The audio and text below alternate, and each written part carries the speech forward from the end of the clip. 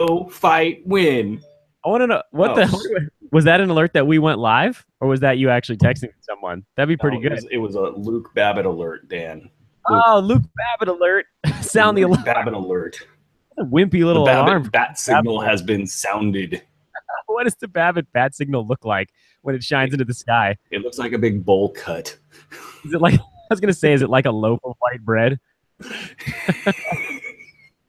The Babbitt alerts. Uh, Oh, what's up, more everybody? noise. More noise. Yeah, Beetlejuice. Beetlejuice, Beetlejuice, Beetlejuice.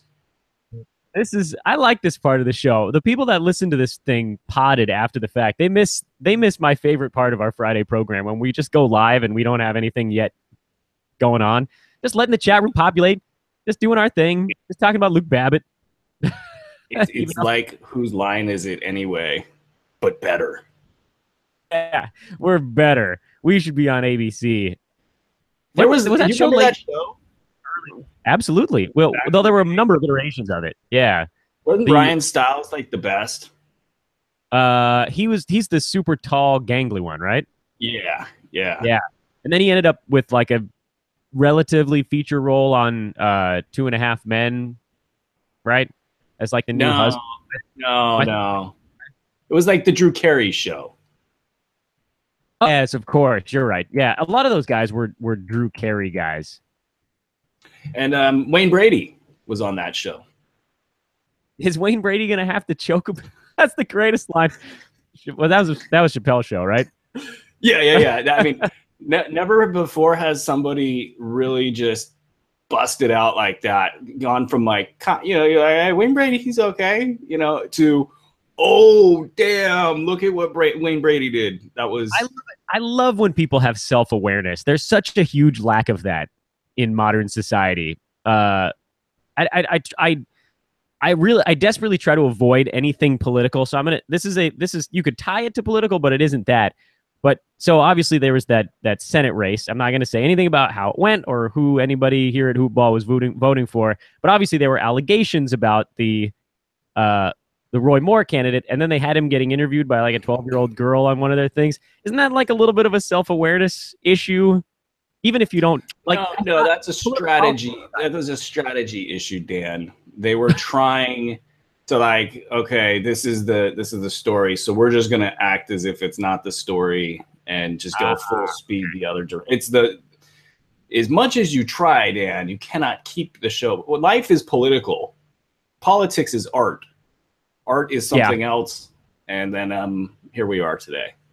Yeah. Well, I don't want to I don't like when, so I know there's the whole stick to sports thing, and that's fine. And on Twitter, I'm going to talk about politics stuff. Stick to sports. That's right. But like on a live show like this, we're not going to get into like who's voting for who. But that to me was like a marketing thing that somebody did that felt really stupid and total and completely lacked self-awareness. But Wayne Brady, on the other hand, he was fully self-aware that he had like been painted as this like really friendly, right down the middle, just the happiest guy who sings songs and he makes them up on the fly and they're always fun. And then he threatened to choke a bitch, and everybody loved Wayne Brady. That was amazing. God, Chappelle's show was good.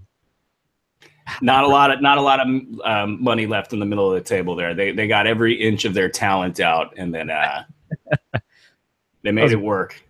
So how's the week going, man?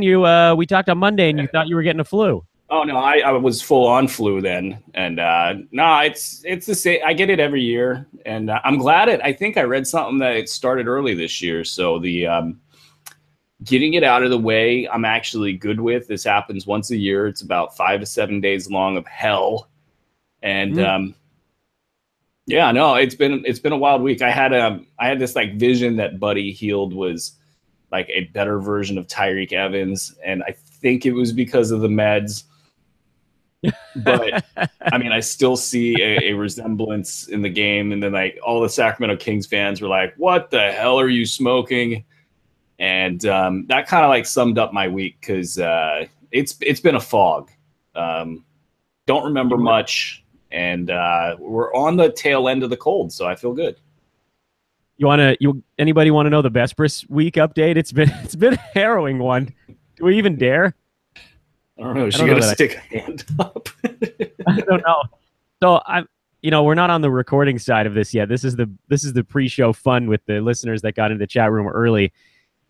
I've moved my camera ever so subtly, might I add, very close to me and sort of down and to the left here, so you can't see almost any of the Love Den on today's show.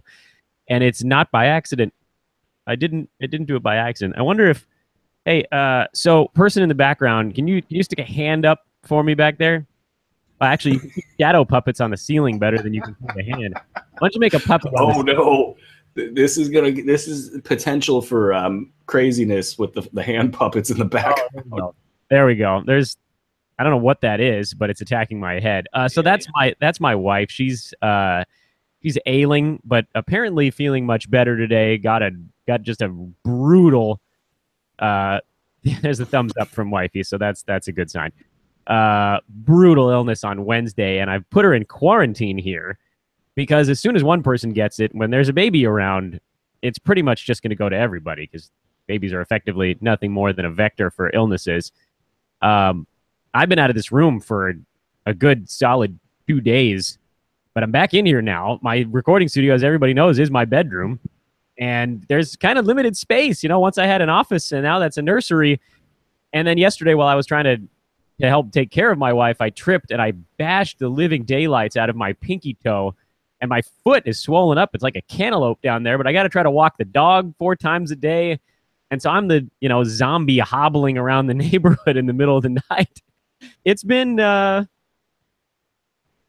struggle. Is it always a struggle this time of year? I mean, I say goodbye to my wife in like mid-November. And I really do try to actually, stay involved in all of the activities that, normal people partake in at the end of the year. But when you have basketball ramping up like this at right around November 15th, I just kind of laugh when anybody ever asks me, so, hey, let's go hang out. Like from November 15th to January 1st, it's just a big blur. I usually get sick at some point. There's zero leftover time. And after January 1st, we, things get kind of crazy really quick. You got the trade deadline, which is obviously huge. And then you're right in the mix of fantasy playoffs. We just passed a third of the season. Totally crazy. All of our players are healthy now. Teams are surging. Things are panning out pretty well this year. So yeah. Okay. That's a good segue, by the way. I'm going to start the official recording because now that we're talking about things panning out, you know damn well where I'm going to start today's show. So we will get that attitude rolling, Dan. 3, 2, 1. We are officially rolling Fantasy NBA Today live on Friday edition. Dan Besbris and Aaron Bruski. Greetings again to all of those that have been listening during our weird little pre-show fun, and greeting those that are now listening on the recorded pod after the fact. There's a lot of you guys, by the way, that check this bad boy out over the weekends. At Aaron Bruski, at Dan Besbris on Twitter, if you want to give us a follow. This is, of course, a hoop ball presentation. At Hoopball Tweets, at Hoopball Lakers, at Hoopball Wolves, at Hoopball Kings. We got all sorts of stuff going on. And right before we hit the button to record, Bruski was talking about how this is a pretty fun time of year because a lot of our guys are getting healthy and things are panning out. And so with that in mind, I thought I'd just jump straight into things that are panning out. The Besbris Bunch. I nicknamed them. I had to. How could I not? Thad Young and Nico Mirotic, 2 guys that I've just been hammering over the course of this year. There wasn't that much pushback on the Thad side. I mean, everybody, I think, sort of knew that he was going to be okay, but he's been better than okay. And then with Nico, was anybody like... So I try to scour the web to see what other people are saying about a guy, and I'm pretty sure that Hoopball was the only site saying Nico should be held for 6 weeks. And now, I mean, so here's the thing. If you're in a league where he was dropped and you could pick him up, then yeah, that's fine. But if you were in a league with me and you were to have dropped him, I would have picked him up if I didn't draft him in every single league I own. So how confident can we be, Bruski, is the real question. Because a couple big games here have come with Lauri Markkanen out, but hasn't he shown enough in 4 games that the Bulls kind of need to play him? Nico, that is? Oh, yeah. Yeah. Oh, and hi, Dan. And happy weekend to all of you out there in Podland. It's been good with Nico. We have had great tape to look at. He's bigger. He's stronger. He's, wiser. He's a little bit ornery still. Like, he still wants to, I think, show a lot of people that he's a better player than he was given credit for. So there's a lot of good things that have gone on with Nico here. And we've seen these massive games. And I've had people say, well, what about the shooting regression that's about to come up? Because it is. I think he's hitting like 55% of his shots or something ridiculous. And he typically shoots 40%. But I think the added strength is something to just keep an eye on, because it's going to permit him to get a little bit more cheapy stuff that typically, if you're just a 3-point shooter, you're not really inside getting that cheapy stuff, you can be susceptible to low field goal percentage. But he has just been everything that, we had hoped he would be, and then some. And that has been the story. All of our kind of disappointing sleeper types that ended up on a lot of our rosters because they went underdrafted have sort of popped off. Whether it's Gorgui Dieng, Richaun Holmes looks great. Who else is even like Greg Monroe, who has been dealing with the 3-headed center monster. He's actually just fine, even with the missed games. So it's been a good little turn of events here. Every year we have this lull because we draft based on a full season, or if you're in a playoff league, the end of the season. And there's guys that take a little while to get revved up, and we go through this every single year. And it's always a matter of, do we have faith in our initial recommendations, and can we hold the line? So let's play a little game here with some of those guys, because all of them made my list of dudes that we needed to do a little bit of an update on. Nico Mirotic, Richaun Holmes, Gorgui Dieng were the 3 that you mentioned, and then we'll touch on some other guys as well. Let's take kind of a short and long-term approach to each of them and say, like, not a ton of huge digging on any one of those guys, but just like a minute count more than anything else, right? Because that's what people are concerned about right now. We know what they can do when given minutes. So over the next, let's say 3 weeks, that basically gets us to just past the new year. What kind of minutes can we expect for these guys? And then moving ahead beyond that, does that go up? Does that go down? So I'll name one of the 3, and then you tell me short term and long term. Okay. Gorgui Dieng, in the short term, we've seen him see a couple more minutes. He actually played half the game yesterday on Thursday in a win over the Sacramento Kings. Whatever questions you may have about how that time share ended up happening, I don't give a crap for today's segment. How many minutes is Gorgui going to be playing over the next 3 weeks per game? This is really, that's 2 things. You got Bielitsa, who either re-injured his previously surgically repaired foot, or he had a different injury. If he comes back and they determine that he's somebody that should be playing, it could be 13, 14 minutes for Dieng. If he's out because coach's decision and injury related to previously surgically repaired foot, then Dieng's at 18, 19 minutes with the potential to go higher. Tibbs ran his starters out there with a 24-point lead deep into the 3-minute mark of the 4th quarter. What's he doing? While the entire nation is screaming about, what are you doing? Why are you trying to kill Karl Anthony Towns? You bad man. So that's, every year Dieng plays 30 minutes by the end of the year, or 29 minutes by the end of the year. It's like this kind of weird thing where he has to cross the threshold. So in the short term, I can't give you a definitive. I can say that I think he deserves the 18. I think he's improved. I think he's slowly getting more aggressive. He's had a couple blocks here and there. Had 2 last night, got credit for 1.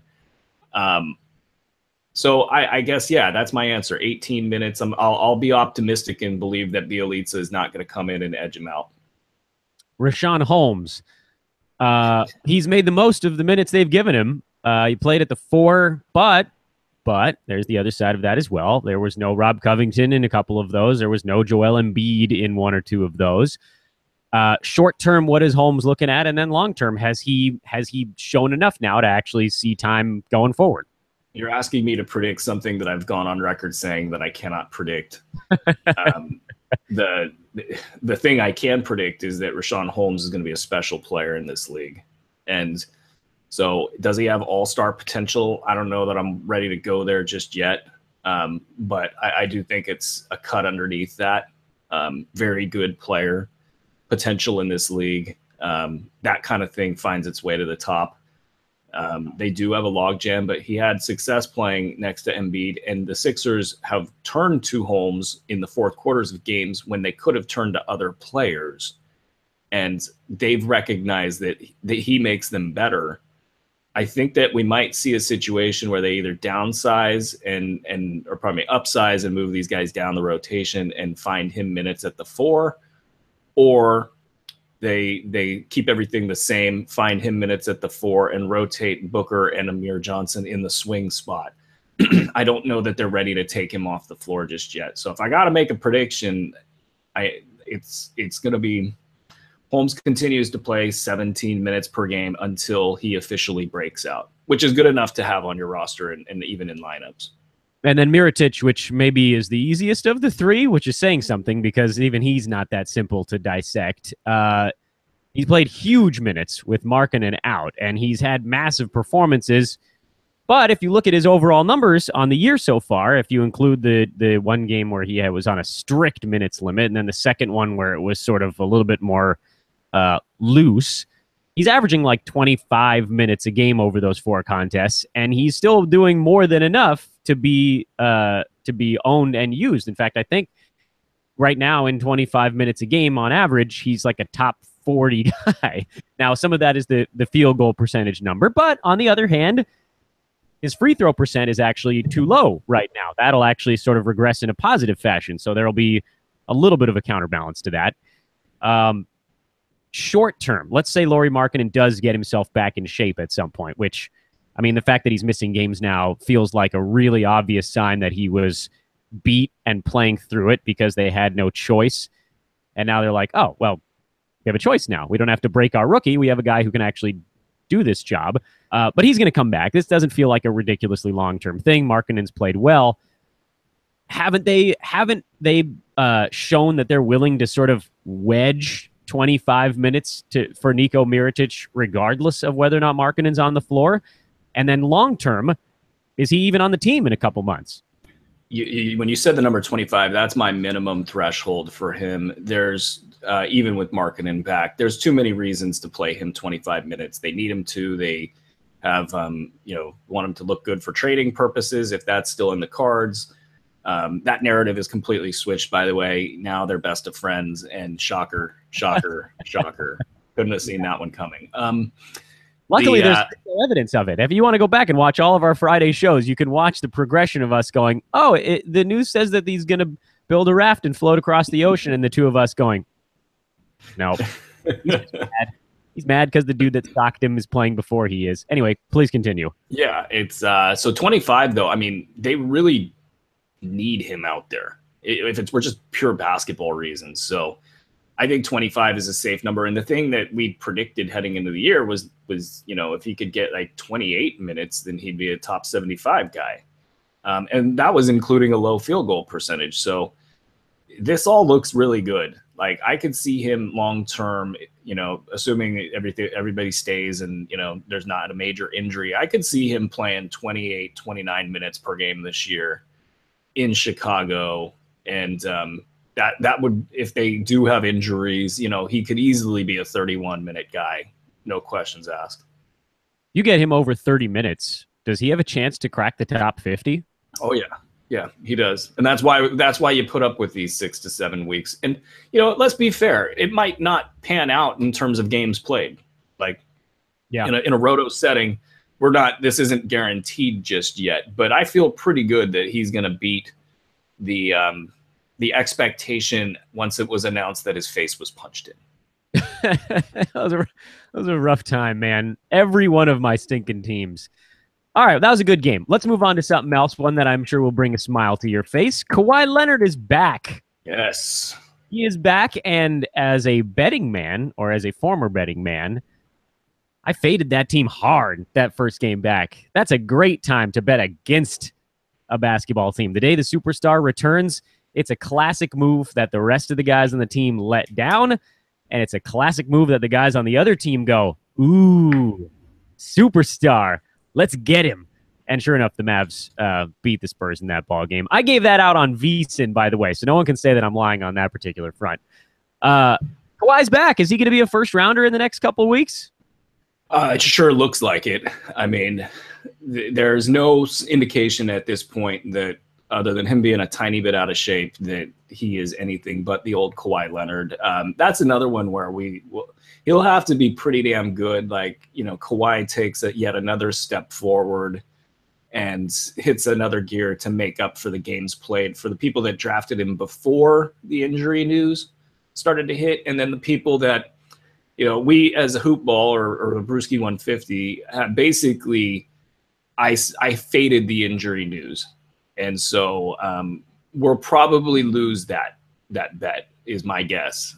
It's not a for sure. And if you're in a playoff league, obviously you were more aggressive there, knowing you were going to likely get him back for the playoffs. So, but I mean, he came in and had all sorts of money counting stats, and it's just good to have him back. I got a lot of teams that ended up with Kawhi Leonard, second round style, thinking if he's not out for like half the season, I'm probably in good shape. So I'm feeling pretty good. The jury's still out on whether or not it'll be a net positive for my squads. Other guy coming back from injury, a little bit less of a profile than Kawhi Leonard, Milos Teodosic of the Los Angeles Clippers. Well done, sir. Thank you very much. Yeah. So right on cue, Austin Rivers gets clunked in the noggin, and he has a concussion. I don't know if we know the exact timeline. Presumably he'll miss something. Clippers are awfully banged up, aren't they? But they're somehow treading water right now. And in the Western Conference, which became extremely top-heavy, that opens up avenues for the bottom of the playoffs that we've sort of gotten used to seeing out of the East, right? The East lately has been, last decade, two good teams and then six other teams that are just vying to see how far they can go before they get thwacked by whatever team LeBron is on.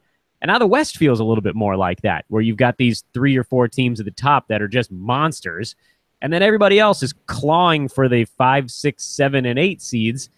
And the Clippers are like a game out, I think, right now, despite how bad they've been without Pat Beverly and without Blake Griffin. So then you got guys like Lou Williams that are balling out. You got Teodosic, who's come back and seems like he's got a pretty good avenue. Here's the other side. I try to do the positive and then the negative for things. Someone on Twitter, I think, asked me about what the expectation is for Teodosic, and he said that he read somewhere somebody was predicting 8 assists a ball game, and I thought, that seems high. So I looked it up. There's only 6 players in the entire NBA that are averaging 8 assists per night, and it's like Russ, Harden, Paul, these types of guys. And then I thought, is Teodosic really quite that level? But doesn't it feel like he could do 13, 5, and 4 or something like that with the steal and a couple of threes? Doesn't that feel attainable for him right now? I think the assist number is attainable if he's healthy, just simply because that's his game. He's going to focus on that. I'm not. If you ask me to bet on 8 assists, I don't know if he'll get enough minutes to get that many assists. I think 28 minutes is where he's going to slot in. He's already taking a night off on the back-to-back, so you're getting a sense of that they're not ready to fully unleash him. It's probably going to be January before he'd be fully unleashed, and then you start to worry about Blake Griffin returning. The Milos thing, or Milos, if I'm getting that right, thing is basically, can he get the 3 money counters per night, the 2 steals and the 1 3? If he could keep up above 3, I just think you have yourself a late round value, and that makes it nice and easy for owners to try to figure out if he's if he turns into a super assist guy. I think it's just icing on the cake. He's gonna have to stay healthy. As far as the playoff picture goes, you got the Jazz at 13 and 15 are on the outside looking in. I think they're a better team than say the Pelicans. I think the Pelicans will implode. But then after that, you're right. There's just like two teams that it's like a 10-team race for 8 slots. And I noticed the same thing in the East because I was looking at the Nets and I'm like, are the Nets going to actually like threaten this thing? You know, can they be good enough to get into the playoffs? Because they look awesome. Like I love watching them. They're like my favorite team right now. Well, let's go there next, actually, on today's program. So I got 2 Nets questions for you. None of them is Spencer Dinwiddie. There are no questions there anymore. He's a beast. Jahlil Okafor and Karis LeVert are the 2 Nets I had on my list. Okafor has not seen the floor yet, and LeVert has actually played really well as kind of a backup point guard role. Is that, I mean, has he finally found a spot where he can achieve fantasy value? Well, as long as D'Angelo Russell's out, yes. I think what the Nets have found is just an amazing combination. You know, they're not like competing in the East. Don't get me wrong. The way that I talk, it comes off like that. But they run a very clean offense right now. And it's sort of it's Spencer Dinwiddie, for one, who just is like a quarterback playing 7-on-7 out there. It's amazing to watch. And he's only going to get better as he settles in, gets calls and things like that. But you also got Rondé Hollis-Jefferson, Damari Carroll. You know, LeVert obviously plays into this, but they just make good reads and they move the ball around and everybody's happy. And LeVert is in a position right now where he's getting good numbers in a backup role. He's not as good as Spencer Dinwiddie. He's not going to threaten Spencer Dinwiddie in any way. But they turn to LeVert when Dinwiddie needs a rest or if Dinwiddie starts to slow down for whatever reason. LeVert's getting consistent numbers now, and he'll do that as long as D'Angelo Russell isn't on the floor. Now, here's the thing. Russell, at some point, is going to realize one of 2 things. One is he's not long for Brooklyn, and he needs to start looking out for himself. So that could be in one of 2 forms. He could decide he needs to get back real quick and get himself in the mix and try to put up some numbers, become desirable for another team, and give Brooklyn the sort of ammo they need to trade him. Or he goes, you know what, this season's a wash. I need to get all the way through to next season and get healthy and reestablish my value after the chessboard has settled a little bit. That is a fascinating question to me because I know looking at this team, Kenny Atkinson's like, I don't want to mess with this. I don't want to bring this guy back in who's going to jack it all up. And yeah, he's got some talent, but he's just not long for us. And so I think LeVert has more long-term value than we're probably giving him credit for, especially for those that think D'Angelo Russell is this kind of great piece that he's not. I think LeVert's a must-own guy.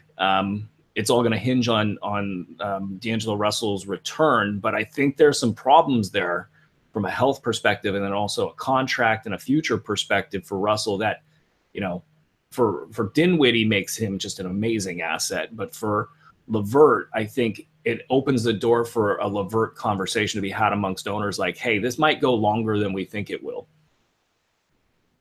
So does Okafor ever see the floor for this team? I don't think they're going to hand him anything. It's funny. Like, I don't think that was a great move for that team. Like, this Sean Marks is a genius bit. Like, I don't know. Like, you could have traded Trevor Booker closer to the deadline and maybe gotten a different, better piece. So why this has happened or how this has happened and why he hasn't played yet, these are all great questions I don't have the answers to. I don't think he's going to he's not worth fantasy ass. He's not worth holding.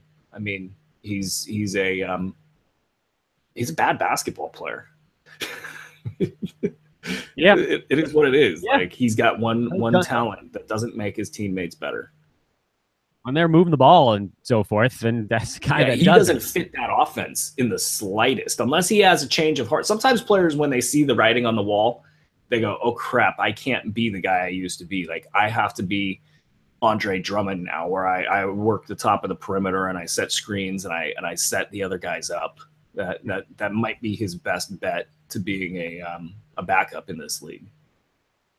Let's do a quick one. What do you think of E'Twaun Moore? What the hell is going on there? Shooting like 60%. No surprise whatsoever. He's a late round guy with plenty of staying power in fantasy leagues. Just a good basketball player. Crazy how he's shooting 54% with 2 3-pointers per game. That's the Otto Porter mold. I didn't know anybody else was going to pop up like that. I mean, yeah, there's a lot of defensive attention being put on other players, but Etuan Moore, we've owned Etuan Moore plenty in fantasy leagues. Owners shouldn't, at least hoopball owners aren't too surprised. You'll get that whole like, oh, he's so underrated bit. Well, yeah, I guess if you're not paying attention. Al-Farouq Aminu is another quick one, I think. Dude has come back and he looks pretty solid so far. I got one thing for Aminu, and that's it. He looks like he has a better handle. So he might be capable of more than he's been capable of in the past. I still want to rate him as a late round guy, but with more percentage chance of tapping into some higher level upside. It seems like he's actually playing healthy this year. That's something you'd mentioned about Aminu a few weeks ago, was that last year he forced himself back into the thing and it never seemed like he was quite right. The shot was way off. I think he dealt with a wrist thing at some point last year. There was a wrist or an arm or something. He actually looks healthy this year for the first time in 3 seasons, probably. How long it lasts, I guess, is anybody's guess. Yeah, I mean, coming off major injury, it's funny to say that he's healthy, but I get where you're going with it. It's also, these guys that are downsizing playing 4, and, they're like 180 pounds or whatever Aminu weighs. That's tough, man. Like you're banging, you're jumping for rebounds, hitting the floor. It's not good. Yeah, and he's finally maybe that's another side of it, is that for a while he was playing stretch 4, but other teams weren't, and now he's playing against guys that are basically his own size at the 4, and he can kind of take advantage of that with better rebounding and not getting his butt kicked on a nightly basis. So that's kind of interesting. Frank Ntilikina, another one on the list that I had just kind of a one-man attack. We talked about kind of the stash appeal and that it was going to be one of those, every week there might be another minute. And it's like 20 minutes, then 21 minutes, then 23 minutes. And he's slowly creeping up there. In his last 3 games, he's played about 27 minutes a night. Is that going to stick, or is that going to fade before it keeps getting higher? I mean, the trend line is obviously going to go up, but it's he's creeping along, and I don't see how he isn't owned in all 12-team leagues. I mean, he's just knocking on the door. Like the numbers are almost there to use him anyway. And watching Jarrett Jack play is rough. Like he has no real want to do anything other than set guys up. And that's great and all, but it's just that team needs Ntilikina out there, and I got him as a must. I got him all sorts of rosters. I can't wait till he gets unleashed, because the steal and 3-point potential with the assists, and I think the scoring falls in line. He likes the board too. I mean, there's a ton of upside there for him. Interesting. All right, so I got a handful of things left on the list, and then we can move on over to the chat room. This is where honestly, these few will probably take a tiny bit longer than that kind of quick hit list I went through. And that is some kind of basic team check-ins. Oh, you know what? I lied to you. I got one more name to throw out at you. A guy that we thought may have shown some signs of life and then basically ended up, popping a few Valium again. Oh, Marquise Chris. Oh, Marquise. Came into camp fat, Chris. Thank you, Ryan McDonough. I mean, like, he's that guy that you keep hoping and you keep waiting and you keep saying it's got to happen. And I feel like now Jay Triano has looked at this team and he's gone, what the hell happened with these guys? And so if somebody looks like they're dozing, he's just not going to play them. He's not doing what Earl Watson did. But I almost feel like it's too late. Can he be fixed? I've seen this before. This is the Sacramento Kings just in Phoenix. Robert Sarver once sat with George Maloof and at a game, and I almost wondered if they had a discussion about, hey, how do you go about doing this? So he was actually, I was pretty optimistic about Chris prior to this last game where he just totally dudded out. I cannot get rid of him. You know, you watch him play, and there's things that look bad. He looks maybe a little bit out of shape. He still jumps out of the sky. He still is the, you know, the blocks and you know, athletic guy that he's, you know, billed to be. It's the stupidity factor.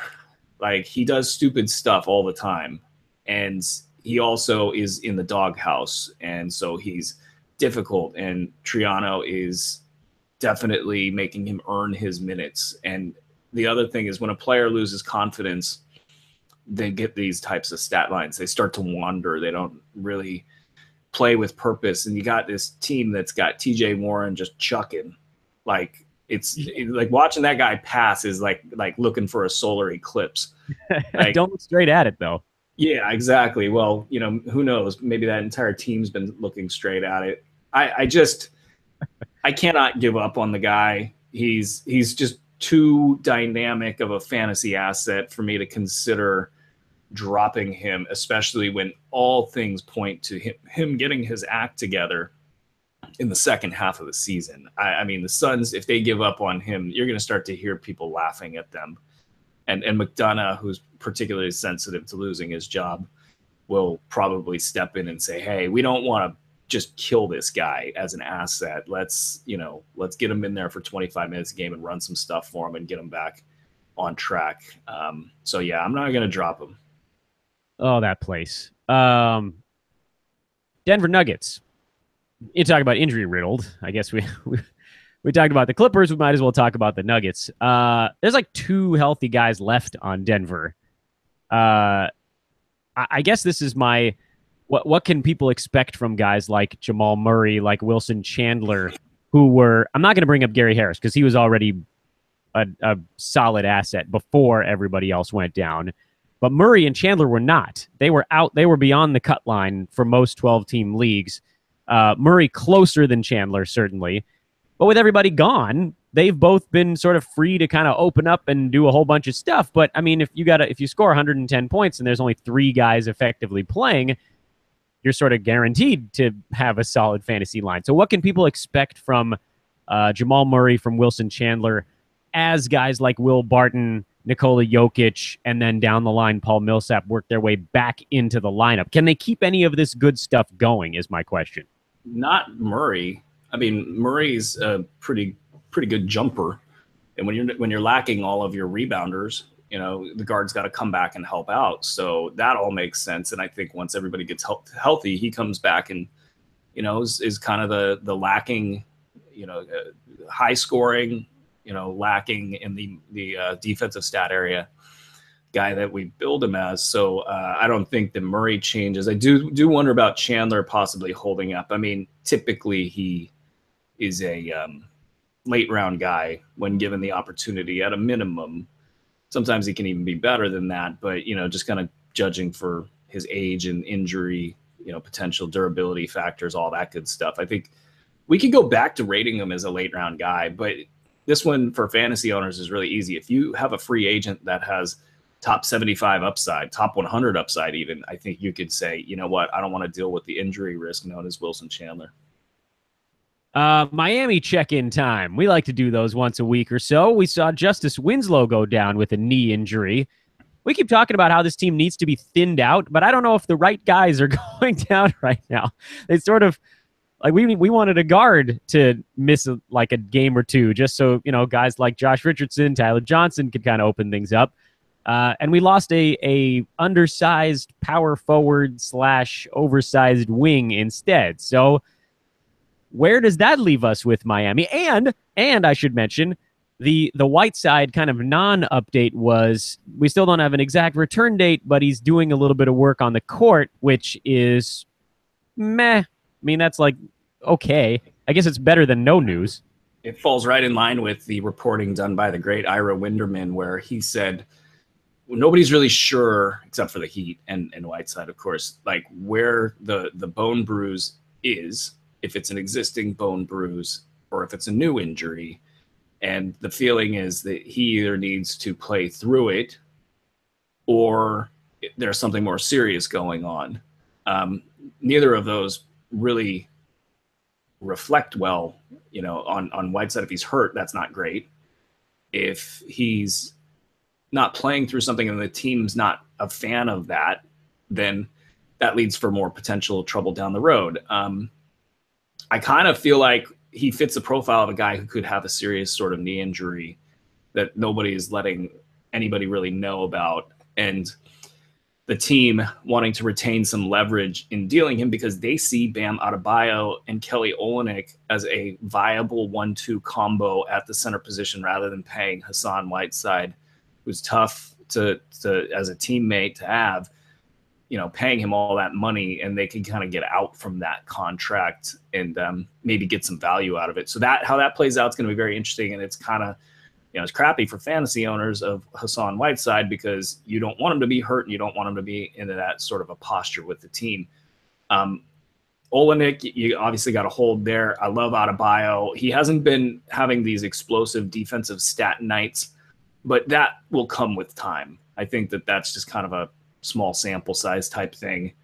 And then as for the rest of the team, yeah, these injuries will thin them out and they'll make them more productive up and down the line. You saw James Johnson flirt with a triple-double the other day. His money counting stats have been a little bit off, but I think with that kind of a thing, those things work themselves out over time. I don't think we projected a huge, money counting stat year from him, as far as there was some sort of degradation put into his numbers there. So none of that's too surprising. He's doing just fine as a top 75 guy with probably a bad start if we want to, get real there. So I don't know. I'm pretty optimistic about all the Heat assets that I'm invested in. Goran Dragic still disappears too much for my liking. Tyler Johnson with a migraine, that kind of helped. And I do think the Winslow thing will help everybody else. So I think the arrow's pointing slightly up for all the hoop ball assets. Charlotte is the last team I want to cover on a sort of a check-in basis here. We're getting a little bit of an idea of what they're going to do without Cody Zeller. And we saw Nick Batum play a normal allotment of minutes in their last ball game. And, of course, it did hurt our boy Jeremy Lamb, who's slowed a tad after a very hot start. Can he get it going? He's falling quickly right now. Yeah, I'm not worried about Lamb just yet. I mean, playing the Rockets, they have a number of guys that can defend a Jeremy Lamb. They're also one of the better defensive teams in the league. They're also one of the best teams in the league, and they ran up the score, even though the final score didn't look like it. So, yeah, I'm a little bit or it's definitely a buy low on Jeremy Lamb. There's always the risk that he's dealing with an injury that we're not aware of. Having Nick Batum go in and out of the lineup is also a little bit unsettling for the entire team as a whole. So, yeah, I'm not worried about Jeremy Lamb. I think that there's, questions about what it's going to look like, scoring-wise for this team as Batum struggles because, he's such a big part of their offense. If he can't stay on the floor, if he's in a limited role, if he plays lower than normal minutes, can Frank Kaminsky come in and be good? I think Zach Lowe put it best. He's like, on the 1 in 5 nights that his jumper's falling, he can be good. The beneficiaries off the bench, the Johnny O'Briens, the Dwayne Bacons, the who else? The Travion Grahams, who was it? Mangok Mathiang, that guy. When I thought you were none of them on air, which would have been kind of amazing. They aren't stepping up and looking like anybody you want to grab. So it could be a fantasy wasteland, but Jeremy Lamb has to be a must own or a buy low in that type of a situation because he could just start to roll. Time to turn to the chat room, and it is well populated here today. So I'm going to do my best to weave our way through. I think our boy Connor might be out of town. He'd been sending me some emails to separate. Thank you, Connor, by the way. Thank you. That's very much appreciated. Luckily, the first post is a question, so that'll buy me a second to figure out where the next one is. This is from Chris B. Hello, is Seth Curry worth a hold on a team with 4 injured reserve players and only 2 injured reserve slots? What do you think about his timeline? I mean, this is a tough one, though, Brew, because he's been 2 weeks away from coming back for the last 9 weeks. Yeah, I mean, no, he's not. I mean, I think you're looking at that first news report, whenever that hits, that it's, you know, somewhat optimistic that he's going to come and play serious minutes. There's not enough value there, with or without Dennis Smith being around. If Dennis Smith's around, it gets real tough. I mean, if you squint, you can see a path to value, but I don't think that it's worth holding. Is Jay Rich above the cut line, and would you take him over Wilson Chandler? I would take him above Wilson Chandler because the stat set potential there is really good. Whether he's above the cut line or not, I think it's a little bit debatable because he just, in this particular team build for the Heat, it just doesn't look like he's going to produce on a nightly basis. Again, if they suffer long-term injuries, I think that changes and you see kind of a revitalization. But yeah, I don't know that it's tough to call him a must-own player. What's up, Jim Collins? He says, hey, that question, by the way, was from our buddy Chung Lam. Giannis says, happy Friday. Faisal says, hello. Per usual, I'm going to read this out loud. It says, the man with the plan, I think that's me, and Bruski with his patented coffee mug are here to guide us through the murky streets of fantasy b-ball with special attention on some weekly mainstays, such as Rashawn Holmes, Gorgie Jang, and Marquise Chris. Like and subscribe, and so on. Well said, my man. I might actually just read that for our opening next week. Who would you rather, Ed? Giannis asks, Greg Monroe or Marquise Chris in a 9-cat? In a 9-cat, I would. This is crazy, but I'd rather have Marquise Chris. Animal. Watching Greg Monroe run up and down the floor, that is exactly how I would look on a basketball floor, minus the jump shot and the basketball skill. So just the running. Just the running. That pain. Like, what did you do all summer with yourself? Like, you know, get a trainer, you know, all that stuff. Like, that would be me. So I want to take the healthier player. He's got an explosive stat set. Yeah, actually, Greg Monroe could so easily be a top 75 player. I really don't want to sell him short here. But, you know, when you look at this long term, I feel like Chris is the guy that for like a last 50% of the season could just be top 100 easy, and you're not worried about the health stuff. What are we doing with Tim Hardaway Jr., asks Faisal. Is he just sort of wait and see at this point? I'll tell you, there's like two different lines of reporting on that. You got the team-friendly stuff, which is kind of like, we'll take everybody at face value, and then you've got the New York Daily News with Stephen Bondy, who he keeps it real. He basically is like, Tim Hardaway showed up to the media today and said a bunch of stuff that didn't make a bunch of sense, and it really seemed like there's an injury there. And that's not good. It's a foot injury. It's a big mess. So I'm personally not optimistic that he just pops back on a basketball court in the next week or two here. Rats. Jim Collins, by the way, referred to everybody in the chat room as Hooblings, which he's giving credit to our buddy Beans. Hooblings, or Hooplings, I guess, but we do call it the Hoob here on our Friday show. Where's that sign, Brew? I missed that sign. Andre asks how my wife is doing. I answered that question actually earlier on in the program. She is officially out of the view of this video pod right now. How do you see De'Aaron Fox faring in the second half of the year? It's rough for him right now. I'm not convinced he's 100% healthy. I haven't done any snooping, nothing on this. I don't have time for that. And I don't know that would make it to me anyway if I did. He just hasn't looked as explosive as, I thought. I'm pretty sure I saw in preseason in the first few games of the year. He's wearing a sleeve on his right knee, and that's what he dealt with a quad bruise. And I'll say this, the trainers spoke with Katie Christensen, and you can kind of read between the lines with this stuff, especially as it happens in real time. And it does seem like that quad bruise was not serious. So if there's something going on, I think it's minor. It might just be affecting his explosiveness. And that's the name. That's what he brings to the table right now is why I bring that up, because he's raw. And you got Frank Mason, who frankly looks like Isaiah Thomas. And that's pretty interesting, in Sacramento land. I think that he's not somebody you want to work overtime to stash right now, because if he's splitting time with Mason in the good time, right, like 27 minutes per game would probably be the target there. If you're optimistic late in the season, it's going to be harder for him. His room for error is going to diminish, because any player playing 27 minutes is going to have challenges. He's got challenges with his efficiency, and we don't know for sure what he's going to bring in the money counting stat area. So, I mean, the Kings want to develop this guy. It's just, I don't know that he's a must-stash player right now. Must stash. Waiting all show for that fun one. DeMar DeRozan is currently ranked number 48 in 9Cat. Is there any way he could get inside the top 35 or top 30? What would he have to do to get there? Be better. Probably threes, I guess, right?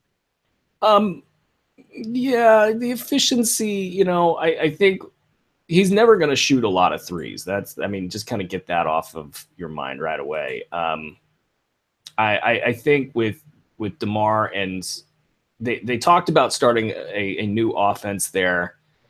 I don't know that we've seen that sort of happen.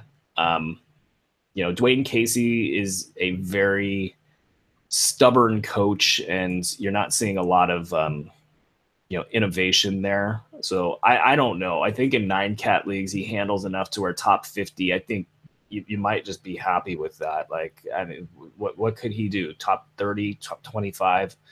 I mean, there's not a lot of distance there between him and the kind of the idealized version. So it's probably a good time to buy a little bit low, but nothing crazy.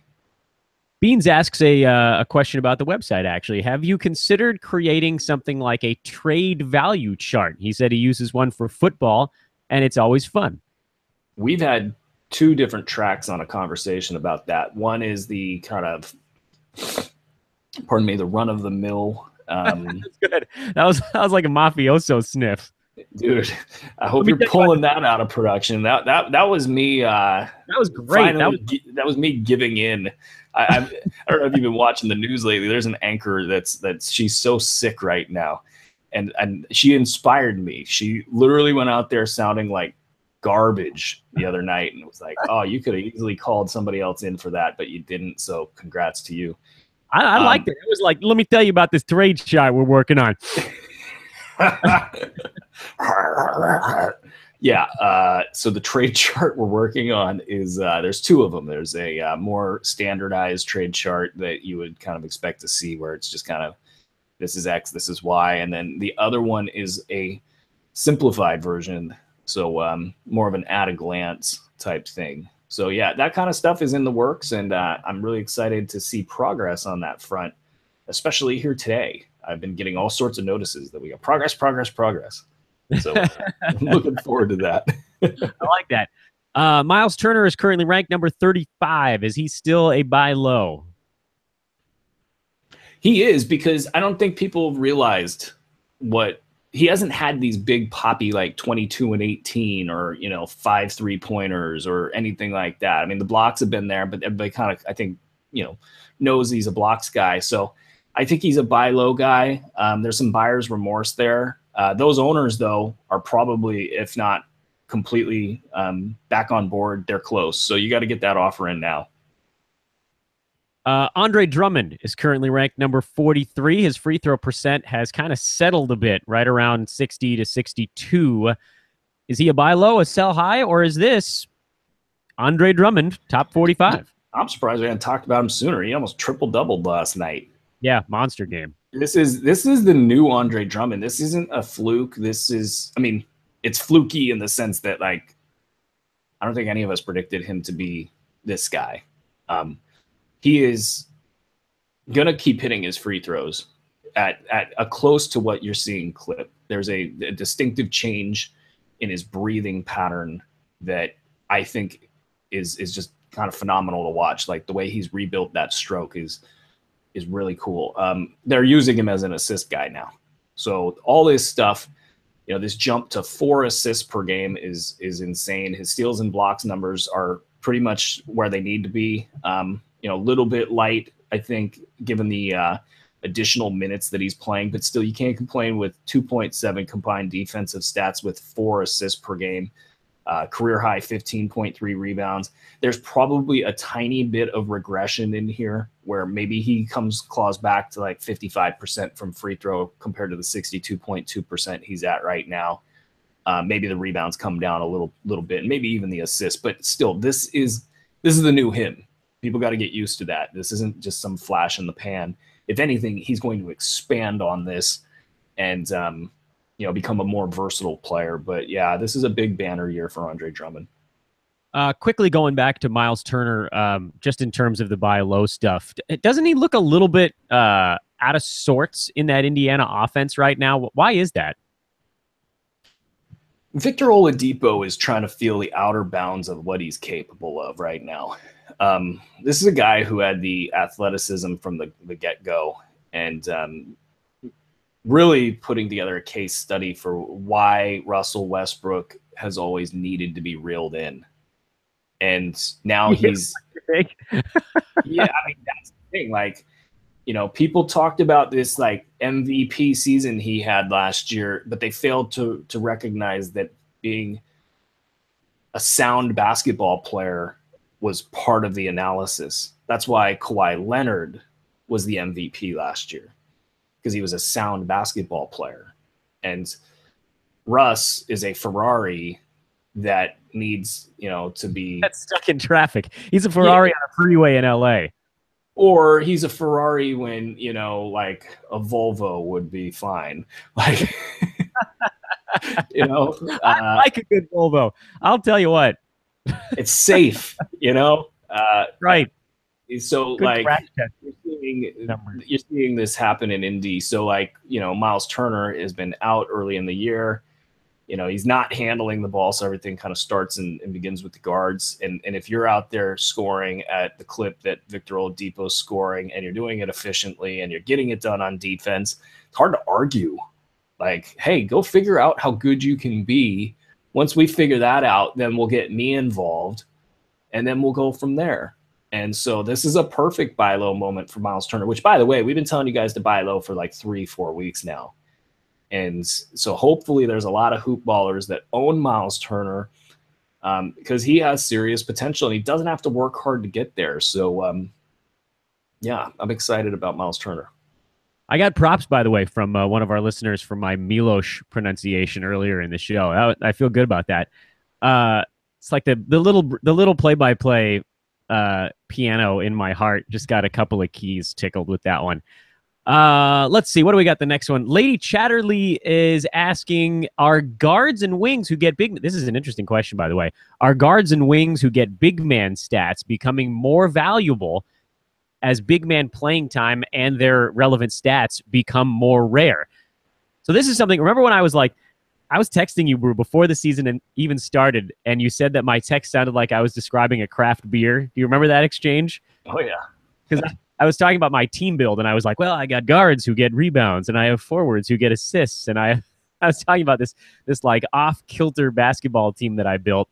And this is kind of that same thought, and it's actually something that I've done in my biggest money league, which is still very much a medium money league as a whole.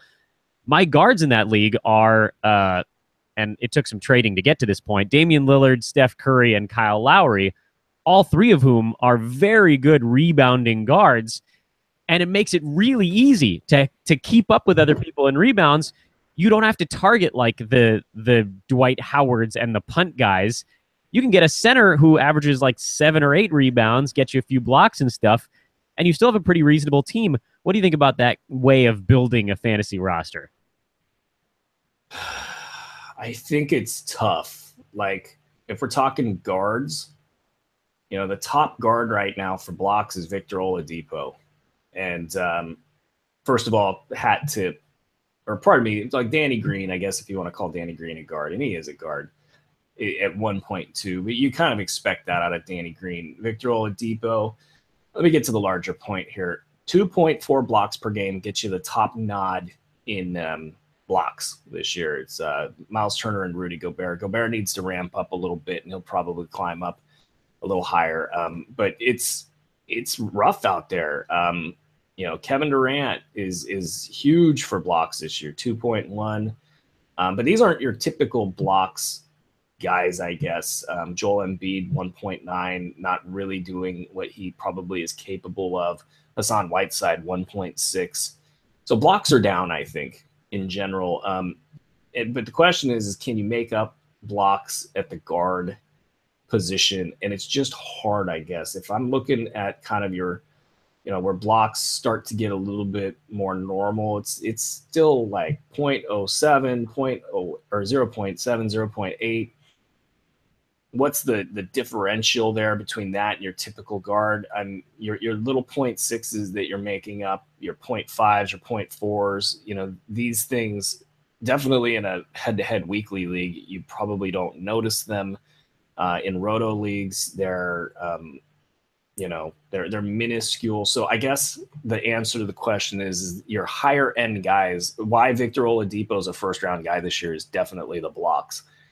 He's coming in there and competing against the big guys to some degree because he's half of what the highest end big guy is producing. And typically a guard of his nature is probably at 0.5, 0.6. I don't know his career stats off the top of my head, but that compared to 2.7, where a blocks leader might typically be, is about a quarter of the production. He's gone from a quarter of the production to half of the production, which in a roto setting or a year-long or season-long valuation setting goes, it's big. So I guess there's going to be some guards that can help you deal with this issue of lack of blocks.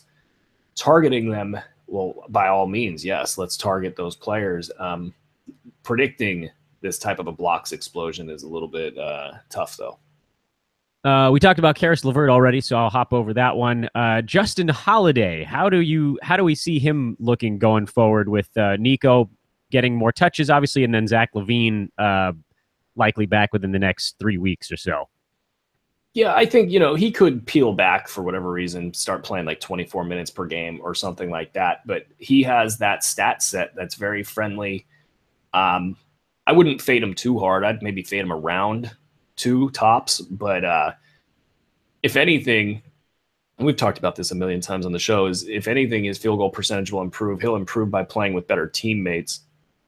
So this would be a great buy low opportunity. You might even see him pop up on waiver wires, in which case I'd say go pick him up.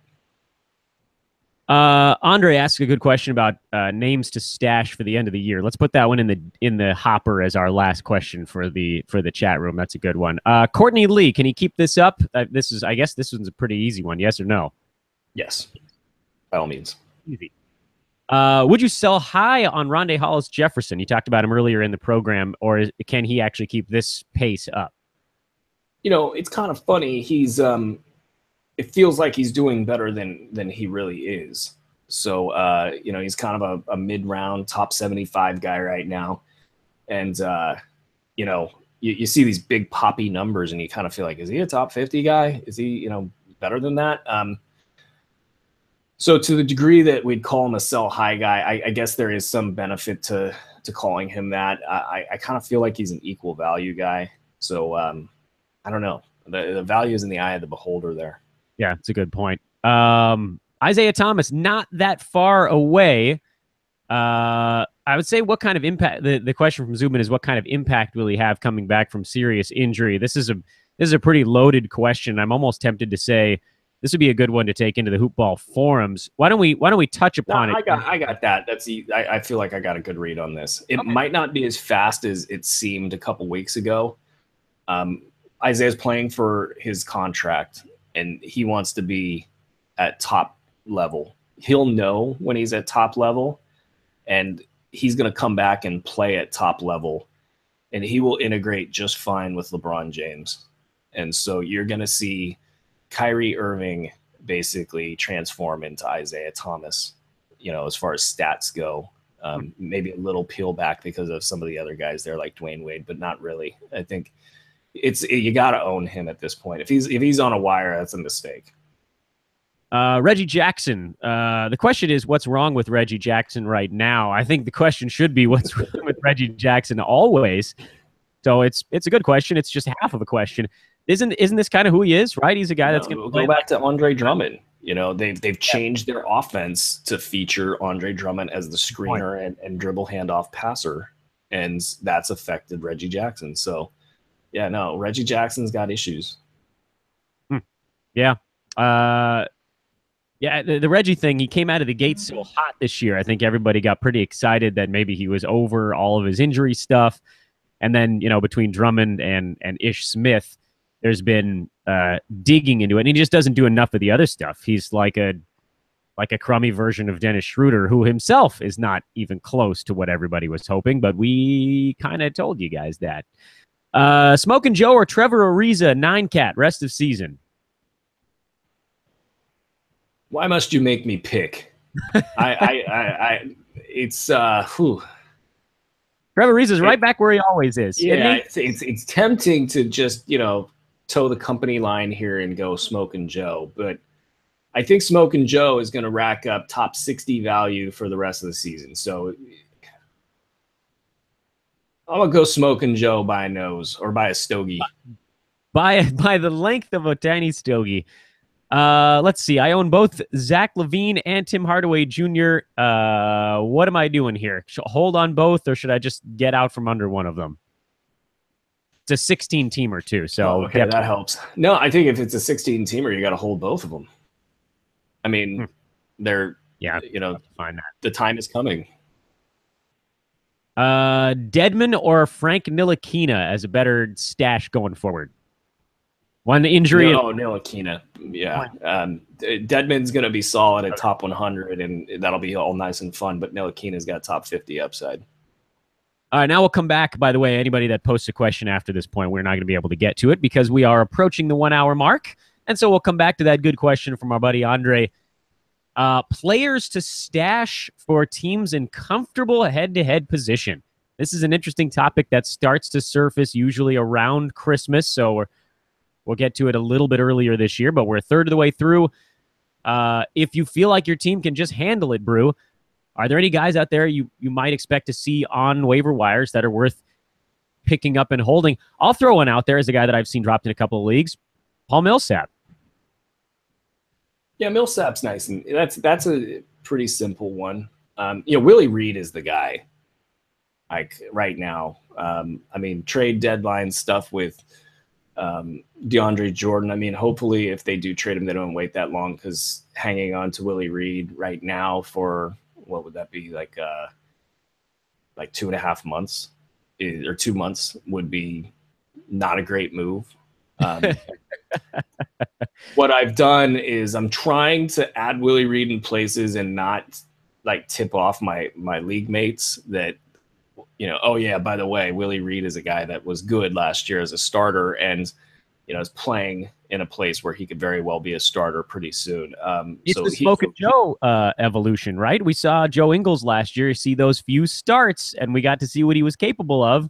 And then this offseason, they opened up the playing time for him. Isn't it that same? Obviously, he's a different kind of player, but it's when you have a taste, when you have that actual set of facts. Like it's not even a guess here with Willie Reed. If he played 30 minutes, we know he'd be good. Oh yeah. Yeah. No, he's a real obvious one. I mean, beyond that, like Buddy Hield, I mean, he's owned in most leagues. I feel like Buddy Hield, I've seen enough. I actually think he's going to be a pretty good basketball player. Like he's right now getting top 100 value in 22, 23 minutes per game. And he's a guy that I think is going to be both earning 28, 29 minutes per game and with a stat set that screams top 50 value. So he's not a stash, but more of a buy low, you know, especially after a game like last night and a blowout loss. You know, this stuff where like they're not full blown developing the kids. It'll end by the last third of the season. There'll be pressure for the second third of the season for Jaeger to stop playing the vets. So yeah, those are a couple names. I'll just scan while you talk and see if I come up with a couple other ones though. That was the final question, so I'll get into the tail end of the show stuff here. But stick around because you never know when Brew might get one and just shout it out before I wrap up the program. This was the live edition of Fantasy NBA Today. Dwight Powell. Boom. See? I told you he'd yell one out. Dwight Powell. This is actually kind of fun. I'm gonna do the closing here. See if I can like brew with the. I'm watching you on my video screen, so I'm hoping I can get a tip off when you're. He's got his poker face on though. At Hoopball tweets, at Hoopball Lakers, at Hoopball Wolves, at Hoopball Kings, at Aaron Bruski, at Dan Besbris. We got a lot of Twitter things going on these days. We had a Beat the Brew competition on Wednesday of this week. Aaron, is there another one of those coming up at any point? Yeah, we're talking with those guys at DraftKings, trying to figure out when the next time would be to do another one. So I finished third. Thank you very much. Hey, pretty good. First place, I'll tell you, it was like, there wasn't a ton of people in there because, I think people are like, okay, what's this all about? They're just seeing it for the first time. First place got a nice fat $75, and in my opinion, didn't have to work that hard for it. I got beat though because the Rockets were in a blowout, and my guys, Chris Paul and James Harden, didn't play the full game. That'll get you. Rate and review the podcast if you feel so inclined. We're at 130 ratings for Fantasy NBA today now, which is pretty sweet. And then much earlier on in the chat room, I skipped over it, but I'm coming back to it at the end here. We have, of course, Fantasy NBA tonight for premium subscribers. Our boys Adrian and Frank doing a wonderful job corralling the Hoopball pros. And they got a show on the weekend. We got a Saturday Fantasy NBA tonight as well. So we got a premium show every single day here at Hoopball. Bruski, you've got one on Sunday. That's Aaron Bruski's Waiver Wire show. And then you and I will talk on Monday morning when we set our weekly lineups. That's what's coming up here at the Hoob. Aaron, any final things you want to yell out before I put a bow on this bad boy? No, Dan. I couldn't find another player. I will find one for you guys. Jordan Bell, maybe. I don't know. Had 8 assists last night. Yeah, I don't know. He's going to be so good. Oh, man. The Warriors, they're light years ahead. Light years. I was going to say it, too, if you didn't. He's Aaron Bruski. I'm Dan Besbris. We're all getting healthy. Hopefully you guys are as well. Happy Hanukkah to all of our listeners of the Jewish faith. Light those candles. Eat those latkes. Reverse chronological lightning round, of course, coming up on Monday. We'll talk to you then.